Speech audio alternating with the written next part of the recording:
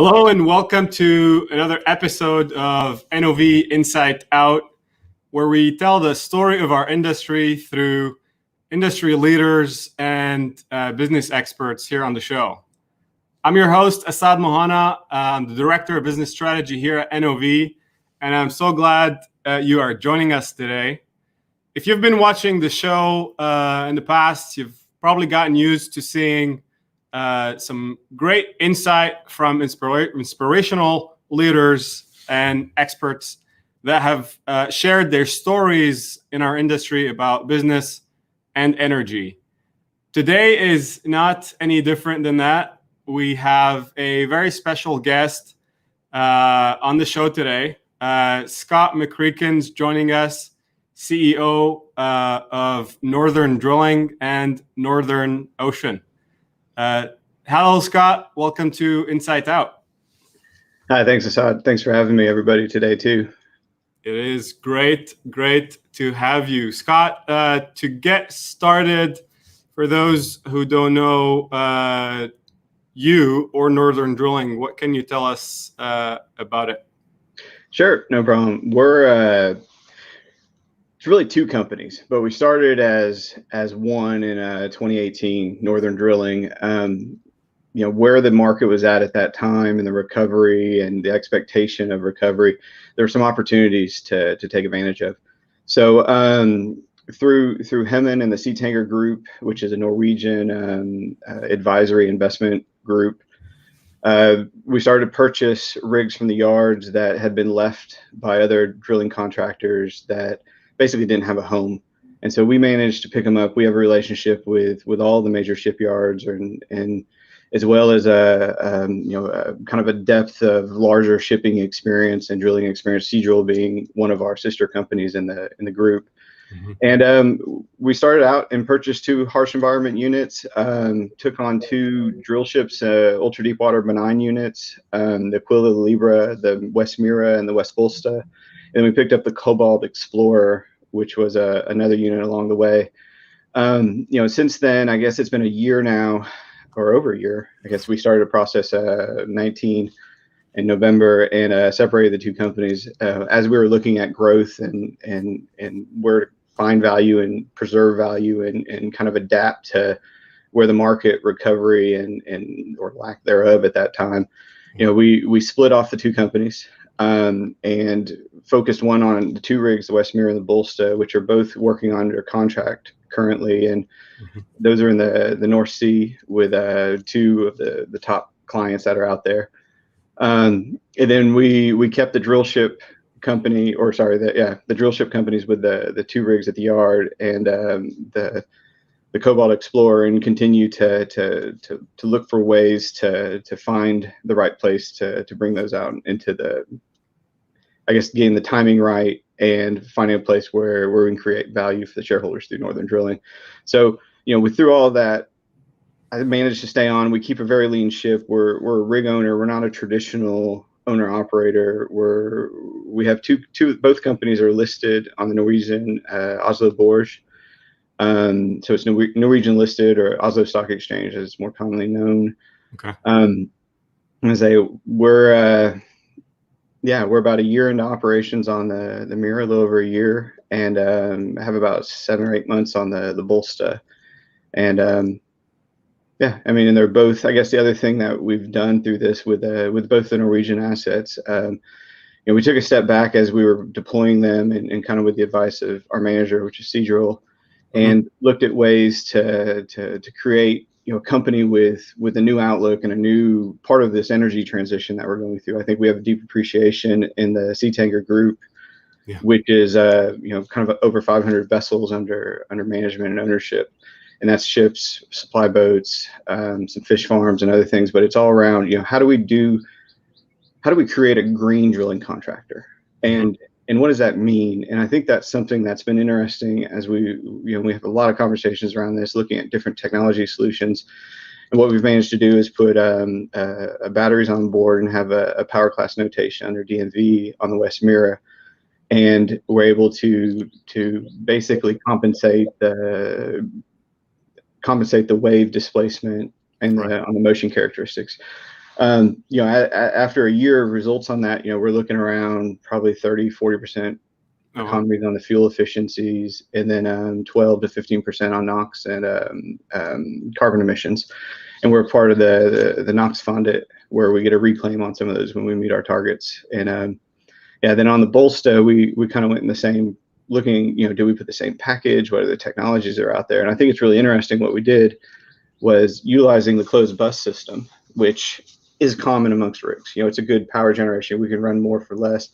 But we also added an additive on the exhaust. So we're able to kind of achieve similar metrics as compared to the battery with a different cost and different profile.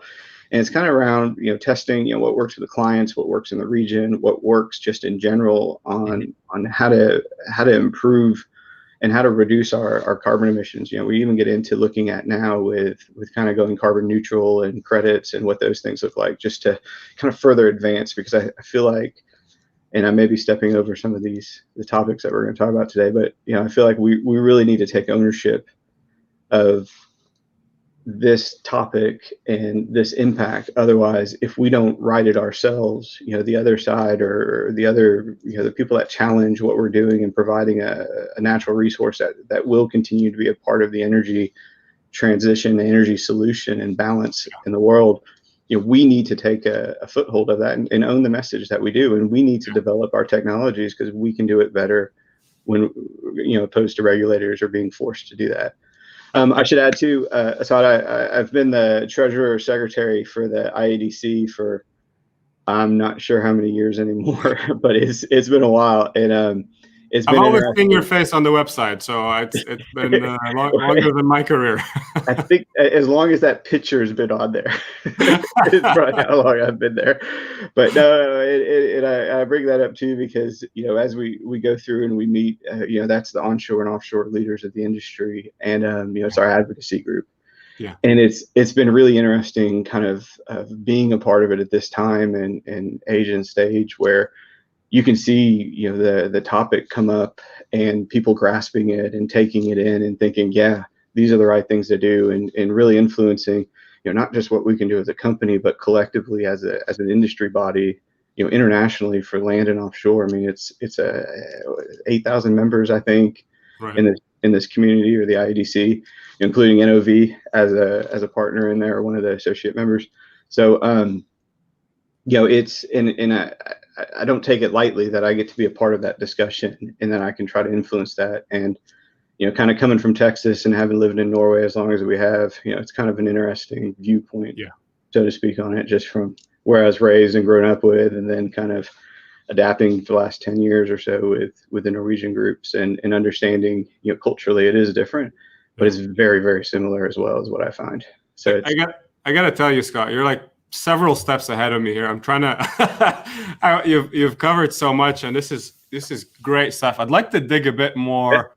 You created this organization that's really addressing a market that's niche and high demand, the harsh environment.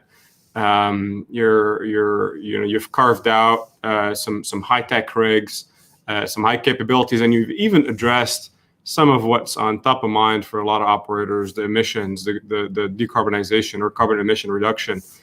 You've gone through tough, like everybody else. It's been a really tough couple of years, at least 18 months. How's that affected the leadership of a startup like that? That's a good question. So when I started, I was the only employee, and as a rig owner in a financial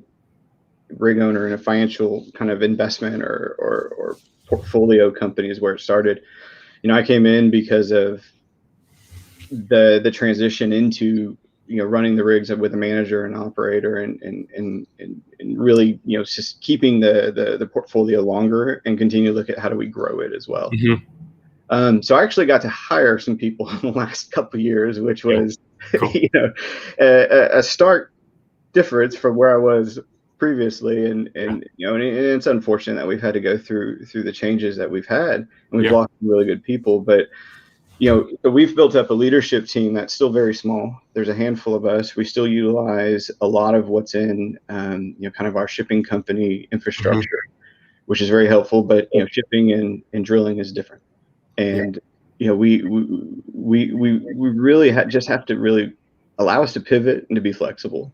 Yeah. And I don't think, I look back and one of the reasons I've been with this group for as long as I have is that, when it comes to tough decisions, or when it comes to changes or curves in the road or speed bumps, whatever you want to call them, or challenges, what I like is that we adapt and we kind of overcome, and it's not, a long process to get to a solution. It's a very measured, it's a weighted decision, calculated decision that, with a ton of diligence and effort that goes into these things. But the fact that, we do decide and we say, look, here's solution A, B, and C. Here's risk, here's reward for all these solutions, and likelihood of completing and concluding, and we pick one, and we move forward and we see if it works, and if it doesn't, then we kind of pivot and say, okay, let's look at this. We have a company with harsh environment and ultra deep water benign. These are probably 5 of the best units in the world. Yeah. How do we preserve and create more value in this marketplace, where the harsh environment, like you said, is recovery's coming back a little stronger.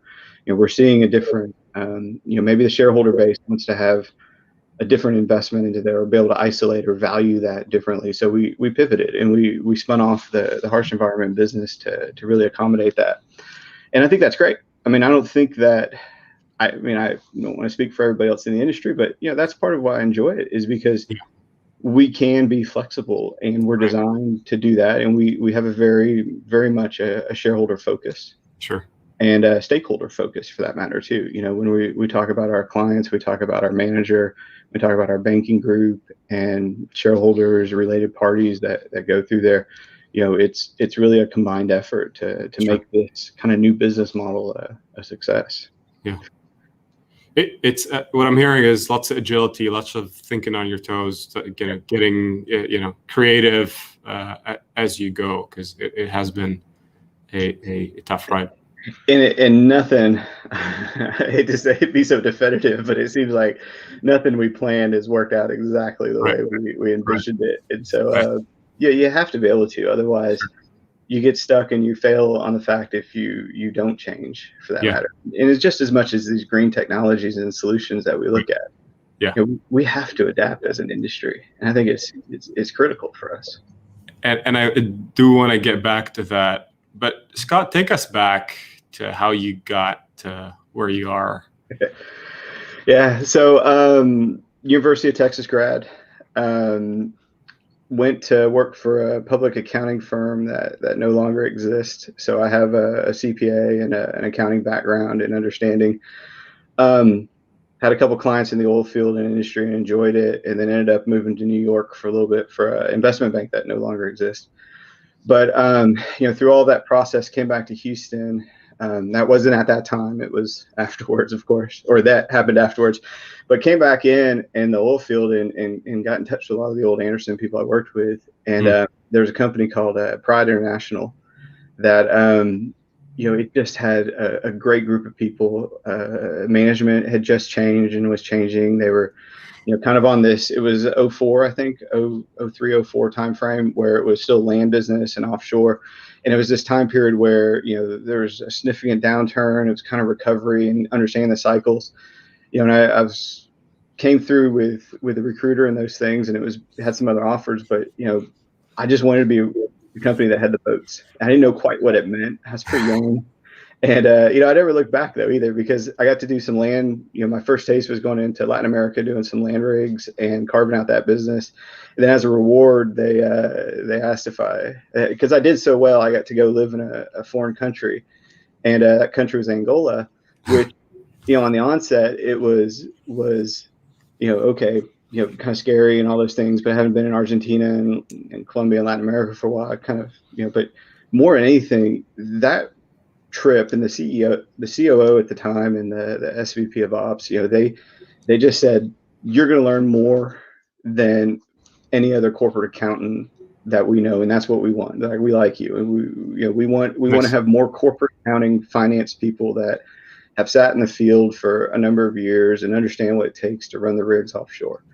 And I kind of, rolled my eyes in disbelief, but, looking back on those things, that time was invaluable because you don't appreciate, from an Excel sheet, what a BOP actually is, or what the R&M, or what the inventory. And I was offshore, at least once a quarter for the couple of years that I lived there.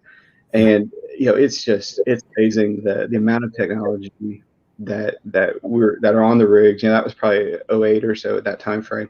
And, when you look at what we do, how sophisticated of a business it is, and that we can do it so safely with so many people on board, and crew is so regimented and so disciplined, and I just think it's fantastic. And that kind of, coming back to corporate offices and doing transactions and doing deals and whatever task, supply chain, finance, accounting, whatever is needed, get involved in, having that appreciation is huge. And so, for me, and I always tell people, that want to get in or think about, well, I'm not an engineer, or I didn't come up through a training program, or never sat in the driller's chair. And I think we need people that haven't as well, in this industry as much. And I think, advice I give to other people is anytime someone, the company asks you to move, is just say yes. Because the experience and the path that you get led on, you don't know where that takes you, and the story that you get to build along the way. It's not for everybody, but for me and my family, it was definitely one of those things that we lived back a couple of years after Angola, and they said, "Hey, you want to move to Norway?" I'm like, yeah, and left in 3 weeks' time, and ended up living there for around 5 years or so. And those experiences are just bring you together as a family, but also allow you to have an opportunity to see outside of that neighborhood I grew up in East Texas. And so it just opens your eyes and makes you appreciate what we're doing, what we're about. And yeah, so for me it was finance, accounting background, some chance in the field, and to just keep never said no to anything when new things or new roles or new challenges came up. And it's always like, we'll figure it out. Right. And getting in that right corporate culture to allow your own style to succeed, I think, is important as well. And I'm going to make an observation here. I mean, it's a powerful statement. There's to lead a large organization, you don't have to be an engineer in our industry. This is a proof of if you're willing to take the challenges and learn, I guess you can. To what you said, you can get all the way to the top. But you do have to have appreciation for kind of mechanical ingenuity. And I think it's important, because at the end of the day, we're operating big pieces of machinery. And when you hear these discussions, but just as much as my finance or accounting world, if I start talking in acronyms to operations guys, they have no idea what I'm talking about. Right. But understanding and learning the lingo and those things is in appreciating, the systems and processes and kind of barriers and right to work and all that is hugely important to help you kind of advance through. But yeah. I wanna ask one more on kind of your personal career and progression. When you see someone successful, you're only looking at the public glories and the titles, but there must always have been some sacrifices. Is geographic instability one of those, or what was it for you? To be honest, it's probably some of that. I'm trying to think of the right way to kind of describe it. For me, you've been. I mean, what you spent your life traveling. Yeah. It's awesome, but far away from home. Yeah, I was gonna say, being a little nomadic isn't necessarily the problem for me. And as I've gotten older and with the family and the children, it's more of being away from them that's harder. And when there's kind of age and stage in your life as you go through different things, and you having a time and ability where you can really be on the road and still be able to meet all the commitments and kind of obligations. And then there's another period where you just don't want to be. And it's seasons in life that get affected and sacrificed. And I think you have to be just very careful to to be mindful that we're looking after ourselves and not just the company, and that you do put, Yeah. For me, it's my family and my faith involved in what we're doing. And I think, that's, you can't lose sight of those things and get too hungry for work or for jobs, because, they are there. You just have to search and find them, in the right places and stuff. But yeah, for me, it's the personal sacrifice around family that makes it the most challenging now. Yeah. So, but I am still coaching a team. My 9-year-old's team, I'm able to coach right now because of the pandemic. So I don't know if that's good or bad. I haven't traveled since last February, which has been heartbreaking. And I was actually in Norway at a conference when all the kind of lockdowns happened, and I was just, it wasn't in the U.S. yet, but I flew home because I didn't want to get stuck in another country outside, and have all the immigration stuff. But this year has been just a completely unique year for finding that work-life balance and making sure we're all kind of effective in the roles we have. And I have a lot of sympathy for people that are through the hardships now. And it's just like every time we try to get out of something, then we get a freeze here in Houston, and I'm had it bad, and we're in between places now. So it's just one of those, you just can't find it a way forward necessarily sometimes on personal life. And you're like, so coaching and being there with the kids, that's just fantastic for us right now. Yeah, absolutely right. And if one thing we learned from COVID was that it's more work-life integration than balance. It just becomes all one, and you have to just deal with it all. Yeah, because I've been living at home. I've lived in Houston now since I've started in the Northern Group. But my hours are probably 5 a.m. to maybe 2 o'clock or so, 3, depending on later 2, of course, whenever things happen. But on a regular basis, I was on European hours for the most part. And so when all this happened, suddenly it was like, oh, now the kids are home too. Yeah. So you're like, wait, there's a lot of people in the house. How do I get quiet? But full-time job number 2. Yeah. Scott, I want to talk about your business perspective on business models. I know you guys have explored some things away from the day rate. What are you seeing that's working and that's maybe not working as much? No, it's a good question, and we do continue to look at it and assess it and talk to clients and or potential clients, actually ones that aren't our clients, just oil E&P companies, because I think we need to find the right way to work with the operator. And as we go through these cycles, how do we look at our business models and the way I view them, which is a service company, almost a labor company that's providing a service, which is drilling the well, constructing a well. And then there's we also own, as traditionally, the asset, which is a capital intensive business. And so there's maintenance, maintaining, and then the marine, and being a vessel, being a classed vessel. And to me, those are sometimes 2 different business models. And I think when the times are great and day rates are high for us, we don't really focus on these things. But now we're in this kind of protracted downturn and continue to look for ways. Is it a new widget or a new technology or a new asset or a new depth?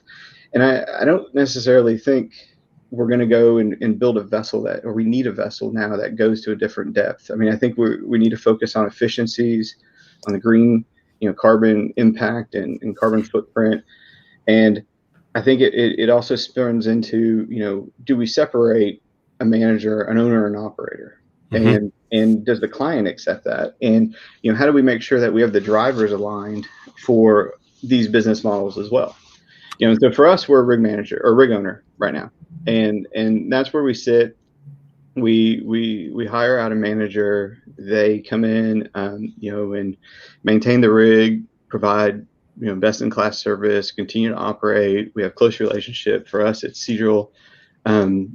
It's been good because my history within the group and knowing and the people and the personalities and how to be effective in there. But I do think about what if we this works in Norway? Does this work in the Gulf? Does this work in Brazil? Do we look at other managers? Do we think about how do we incentivize, or we just keep it traditional in the way it is as well? And, we've come full circle on those things. And so, I'm not sure where we take it from here, but, I think the rig owner structure for me, there's multiple ways to do this is what I find as well. Rather we just do a straight bareboat, or rather we have a manager, where the client is Mhm. counterparty in the contracts and the impact on financial reporting, on the ability to raise capital. And, what I think at the end of the day on these things and where we get to is really around, how do we provide safe, efficient operations to the client, to the MP company, as well as, is there a way in here as we look at the model of an owner and an owner operator or an owner structure of the manager, or is there a way to partner closer with the EMP as well, or Right. with, the likes of kind of the big, yourself, NOV being an example, or kind of your peer group, Mhm. how do we bring in and share some of this risk? We've been talking this at the IEDC level, for many years as well. It comes up as topics, and it's an interesting one. And I don't know, there's been different ways that it's been attempted, and I don't think we've quite found it yet. Right. I like some of the ideas, and the best thing to do is just keep trying, though, to be honest, too, because I Yeah. think that's where we'll figure it out. And Mhm. we'll figure out as the market changes and the needs change and the kind of the global demand, and where the reservoirs are and who owns those and how the counterparties are. I think we need, as an industry, to continue trying new business models, whether it's a JV, a partnership, an LP listed partnership, or the rig owner like we have, or integrated turnkey solutions where it's contracted through Yeah. one of the bigger service companies. How do we get to the point where we can figure out the best kind of alignment that our people go home safe, Mhm. and that we're drilling and using the technologies and the most kind of highest grade of technology as well. Yeah. So Yeah. Yeah. Definitely a topic that's becoming more popular is the idea of how do we create better alignment and better incentive, and the idea of collaboration. And to your point, in either direction of the value chain, I think brings value and delivers, faster, cheaper, safer wells yeah. and production. So, and you mentioned, how technology fits into all of this. And I'm pretty sure sitting at the IEDC for so long, you've seen behaviors and you've been part of conversations that are all about adoption and change. Has that changed over the last year? Well, not just year, but years. Yeah. So sitting there when I joined, I felt pretty. I don't know if I felt like I'd earned my right to sit at the table yet with all those guys and my role, and that was some years ago. But now, but what's interesting is there has been a change in the industry, not just the companies and such, but some of the personalities as well. Yeah. And I love them dearly, but there's just been this shift around adoption and welcoming in kind of big data and the Google and the Microsofts and those things. And I thought it's fantastic to see this and to see everyone there along the way kind of adapting and adjusting, where we're not fearful to share data. That data is good, and that as an industry we should adopt it. We should set some framework and some standards around how we use it, and how we who owns it is always a big question in there. How it's utilized, and everybody's worried about being penalized for data results that might be negative. But just as much as anything, that's a learning opportunity. And every bad decision or bad move, in my view, or bad result is also something that we need to learn from, and we need to investigate and dissect. And with the data capturing and the sensors and the equipment and the automation that we have nowadays, that's huge. And to be able to process the volume of data. I mean, what's funny I find is, these rigs have been collecting data and doing this for years before this even became an idea, just because it was, stored on the servers offshore. It was on the Right. papers, on the printouts, and, it was there. Yeah. But nobody actually came in and harnessed it until maybe the last 5 to 7 years or so. It seems like you started having, the likes of, was it Green Frog and Microsoft and some of these other kind of Palo Alto technologies come in, and Google, and these guys come in and say, okay, this is how we're going to warehouse it. These are some analytics, and hearing these some of the oil companies and the other kind of data analytic companies, and in the E&Ps, the amount of people or the teams, the quantitative people they bring in, I mean, it's created a new role in the industry. Yeah. And it has created something as well that you can totally get lost in.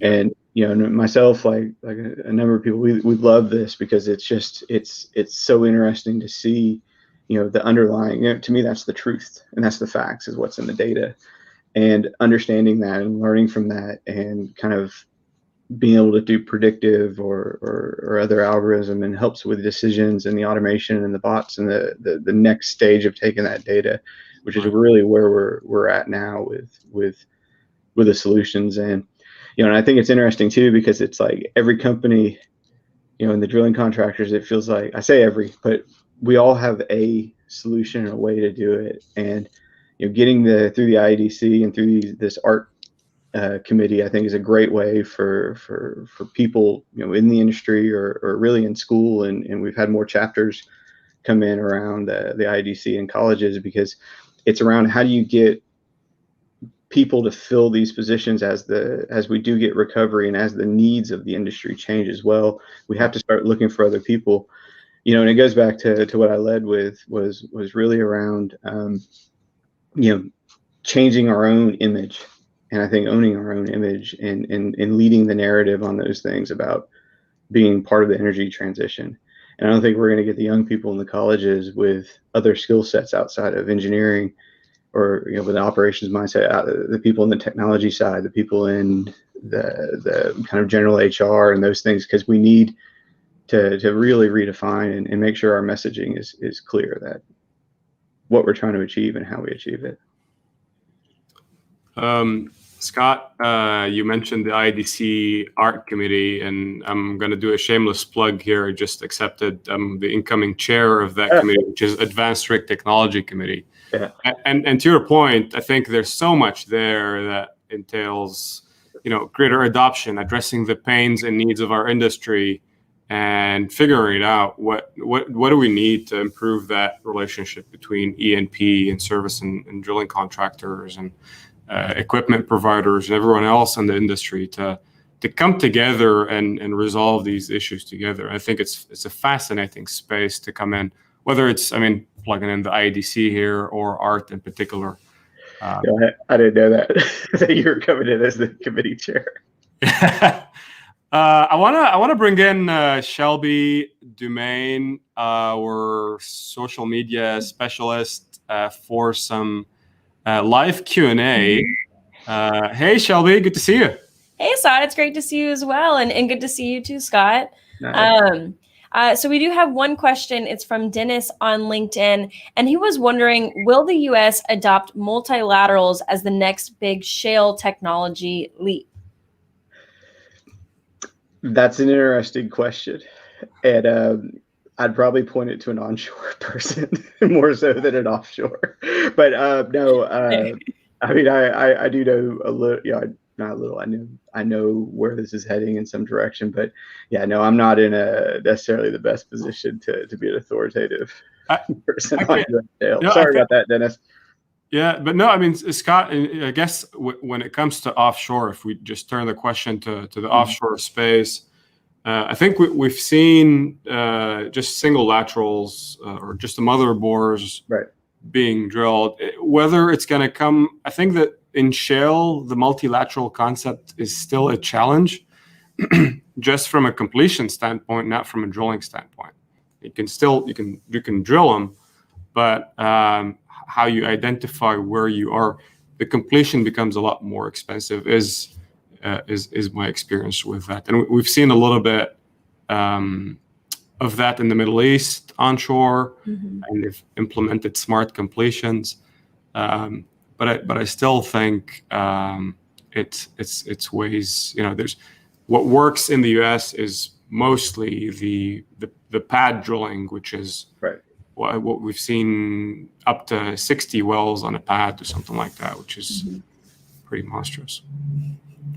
Definitely. And okay, so this next question hopefully will be a little bit better. I'm sorry. Sometimes I ask audience questions. I hope they they apply. But so something I'm curious, hearing all of your experience in the industry, and something we get asked all the time by our audience is we have a lot of people who maybe are younger, either still in college and kind of nearing the end of that, or just now entering into the oil and gas industry or the energy industry as a whole. So I was curious what your advice would be to those people. I think sometimes we know that there can be a bad, maybe a publicity image with oil and gas, or some anxiety about the kind of ups and downs. So what would your advice be to those people entering in for the first time? I think, yeah, that's a good question too. I think following on earlier, for me, it was just never saying no when new opportunities or roles came in. Half the time I was doing stuff, that ended up with a special projects label on it or title at some point, because you just get into things and one thing leads to another. The other thing, and so that's a piece of it, but the other thing I think that is really important is in this industry is to listen to the guys that have been there forever. And the guys that led the path before you, and sitting around, I've made so much time for kind of people men and women who have become mentors to me, and the amount of information and knowledge that I've learned, from the guy that was slinging chains back in the 80s, telling stories of how hard life was and rotating in West Texas and those things, or traveling in Nigeria in the mid 90s, hearing those stories and those people, there's so much value and so much knowledge that if you can pick up a little bit along the way from those guys, I mean, and I think it's just important, and I think that's where I've always had appreciation is just getting to know the people in the industry, because I also find the more you spend in just having a dialogue and a conversation with who you work with and around, whether it's the client or service providers or whoever, is that we have our company cultures, but we also have an industry culture, and it's unique, and that's really what's attracted me and why I've stayed in it and been so active with the IEDC and our industry and everything, is because I find no matter where we're at, whether you're French or American or Argentine or Singapore or Malaysia, whatever, or Norwegian, like there's so much commonality for the people that do this work in this industry. And I just think it's fascinating and unique, and it just really helps you open and appreciate that we're all motivated a little bit differently.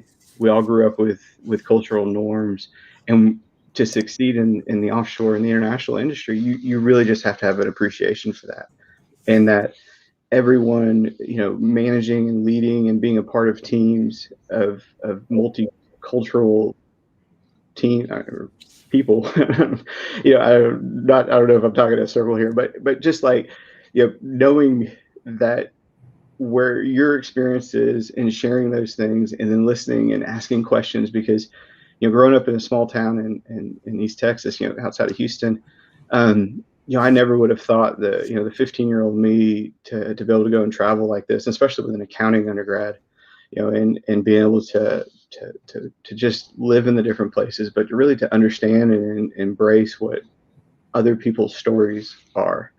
And I know that's a little bit more personal, but I feel like that's where our industry is at too, that we do need those things to be successful in the industry. You can't take that for granted. You can't have, a negative view or come in with a hard line on different things. You have to just be appreciative that, it may take 4 more days to get something done in another location, because the education and the experience in the social economic area is different than what you're used to where you grew up. So, it may take you 2 days and it's 4 days there, and that's just the way it operates, or the number of people that are involved. And you can't just put in one box or one, you can put in a structure, but you can't put in one solution everywhere that we work in this world. And I think once you get that or grasp that, then, a lot of the other stuff really starts to click. And then you get into, like I said earlier too, as well, is just hanging around with the operations guys, and especially being a corporate. If you're not in the field already, it's probably both ways, right? Appreciate what the corporate and what the field office does, right? Because I find in my experience, as much as we've moved in, shared service or back into hub and spoke type of structures, there's always resentment between field and corporate. And the more that you can break down that barrier, the better you work together as a company and an organization, as a person as well. So I really like that openness to, you saying say yes to anything that comes your way, but also build bridges between, different disciplines within the industry, which I think is a great way to, encourage the new generation that's, doesn't know what to expect, which is a great segue towards something I've been wanting to talk about, and that's more on the personal side. You grew up building cars, Scott. Tell us about that. Correct. Yeah. So we wanted me to share a little bit of something for you. And for me, I grew up in like I said, a rural city, south of Houston. Part of this kind of came about and started because I'm the youngest in my family, and my dad, basically told me, if you go save money, I'll pay for half of whatever you buy. So I was 15. I went and worked for Kroger's as a sacker. Saved up like $600 or $700, and found an old truck and a '72 Chevy short wheelbase that for $1,500, and that needed work, and it didn't run or anything. And so I tell my dad, within about 6 or 7 months or so, I'd saved up all the money. And I came to him like, I'm ready. And he was shocked because I think he was expecting me to take many years, or at least I was 16, to go and find a car. And then, but sure enough, he honored his commitment. Our neighbor, my dad's not really mechanically inclined, so our neighbor was, and got a trailer. We brought that thing home. We started building it, and it was great. Still continue to work. I ended up at like a parts house trying to get the discount. Basically built the motor for that car or truck. It was too fast. I ended up finding another car and bought 3 of them in small bits and pieces that were in different shapes. Ended up being a welder's hand for a number of years, doing pipeline work, and at the shop as well. And in between hours or in the evening, we would work on, it was a '66 Chevy 2 Nova. And we ended up tubbing out the back end, putting a Ford 9-inch and a 500 horse small block in it. Mm-hmm. And I can tell you right now that no child, or I guess 17, 18-year-old more so, should own a car that runs 1142 in the quarter mile. It's not good. So ended up having that basically fall apart multiple times and continue the rebuild project on that, because I was not in control or I was in control of the speed, but not in control of the amount of repairs that we had. Right. So I ended up getting rid of it, and I held on to, and I sent you guys a picture, but I ended up holding on to a 57 Nomad for about 22, 23 years. And I went back to the guys that helped me, that taught me the electrical systems, the welding, the mechanical systems, the engines. And these guys probably in their mid 60s, early 60s, that had this young high school kid as their shop hand, basically. Yeah. I ended up paying them to get out of there because of all the materials and everything. I never actually made any money doing it, but I took a wealth of knowledge with me. And I think that goes back to what I was saying earlier around just listening to the guys that have done it before you, or the people that have done it before you. And so just this year I partnered with the Nomad though, and as I have 2 young boys, I look to see what kind of project we can take on next and build together as that kind of moves forward. But and they're interested. They're pretty excited. I don't want too many cars in the garage. Basically, one old car is what I allow, or we allow, because it's one at a time. Yeah, I mean, you gotta put enough time and care and passion into it, and So that's so good. I love it. And goes to something you said earlier. You talked about if you're an accountant and you want to be a CEO, then you better have some mechanical inclination. I think I found where your mechanical inclination came from. Well, I just view it all as problem solving. What's the root cause of, rather it's audit, accounting. I was a fraud auditor for a while for a ski resort as well in college. And it's one of those things, it's like you just got to get to there's always an underlying problem or failure in results of, things that go negative, or it's really getting back to actions, and actions have consequences, rather positive or negative. And when you apply it in those different systems or formats, then you can kind of navigate those things. But Scott, this has been absolute pleasure, a great and exciting conversation. I want to thank you for being with us today. And I want to thank you for sharing these great stories about your experience. Thank you, Assaad. Thank you, Shelby, as well. I appreciate NOV and the time and the relationship that we have, and look forward. And actually, to be honest, the intro you gave was pretty bold for me following up behind there. So I appreciate the kind words, but it's not how I describe myself. Only fair. No, we appreciate you being with us here today. For those who have joined us, big thank you for being with us today. We had a very special guest, Scott McReaken, CEO of Northern Drilling and Northern Ocean. I wish you a great rest of the week, and we will see you again next week. Thank you.